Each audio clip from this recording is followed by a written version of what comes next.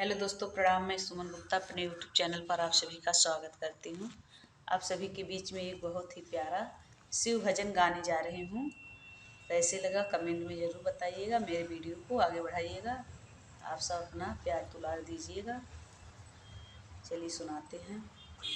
सातों नदिया परवा से गुरु भैया अइलन ये गुरु जी, गुरु बहिना अइलिन ये गुरु जी।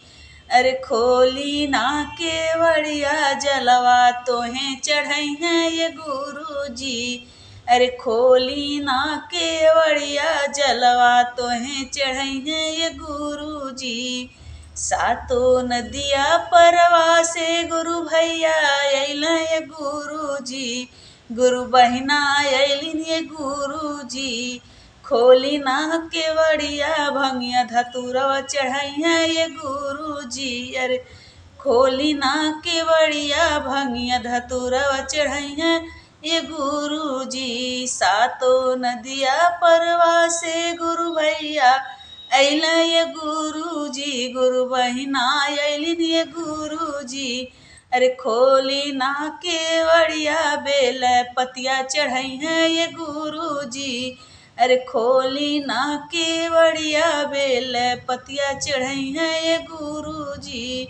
सातों नदिया परवा से गुरु भैया अइलन ये गुरु जी, गुरु बहिना अइलिन ये शिव जी। अरे खोली ना केवड़िया, अरे खोली ना केवड़िया तोहें फलवा चढ़ई हैं ये गुरु जी। अरे खोली ना केवड़िया तोहें भोगवा लगई हैं ये गुरु जी।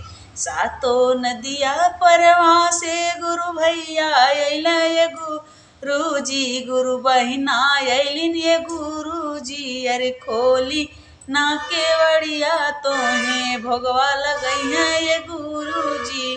खोली ना केवड़िया तोहें भोगवा लगई हैं ये गुरु जी। सातों नदिया परवा से गुरु भैया अइलन ये गुरु जी, गुरु बहिना अइलिन ये गुरु जी।